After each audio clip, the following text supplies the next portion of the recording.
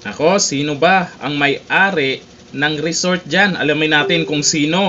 Ito po ay marami pong nagalit sa ginawa po dyan at nagalit po sa may-ari ng resort dahil sa ginawa po dyan sa Chocolate Hills, dyan sa Bohol. Nasira po ang magandang tanawin dyan na napakagandang pasyalan po ng mga foreigner at sa mga kahit mga kapwa Pinoy ay talagang ganda tingnan yan dyan. Pero ay anong ginawa? May biglang umusbong, umusbong talaga no? Na resort. Bakit? Siyempre, malaki kita nila dyan sa resort. Baka naman wala masyado money dyan sa mga tanawin. Kailangan nila tayuan ng resort. Nakakasira po yan. Lalo na sa tanawin at siyempre, yung natural na ganda ng Chocolate Hills. Sira na. At ang mga netizens ay karamihan panawagan nila sa DENR. Naku, paano kaya napayagan yan? Ang lakas naman ng ano nyo, no? Ang lakas naman ng may-ari niyan, no? Napayagan, patayo dyan, resort pa. Ngayon lang, dahil nag-viral nga, ay pinahinto o pinasara. Sa pagkakaalam ko, pinasara na po ng DENR yung resort. Nag-viral na, nabisto na pero kailan pa kaya nagbukas yan? Buti na lang ay talagang may social media ngayon. Hindi na sila basta-basta mga kalusot sa mga hindi magandang gawain nila. At ang tanong, sino nga ba? Eto na.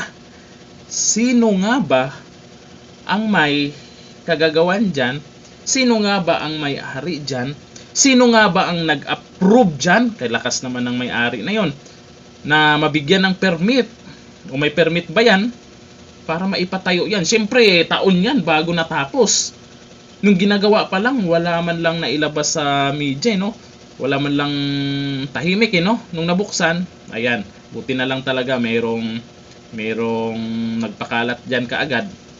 At ang pangit talaga tingnan na biglang may umusbong na ganyan. Eto, ang sabi ay binaboy daw ng Chocolate Hills ni Lisa Smug. Sino yun? Sino yun? At hindi akong may sabi niyan. Ayan, si Maharlika. Oo, at alam ko, hindi yan magsasabi ng ganyan kung walang hawak na patunay. Kasi siyempre, babalikan siya. First lady yung tinuturo niya. Oh. Totoo ba? Ano kaya sa tingin nyo? Totoo ba na dawit si Lisa dyan? Sus, kasi yung ginawa kasi, sa tingin ko lang ako, opinion ko lang.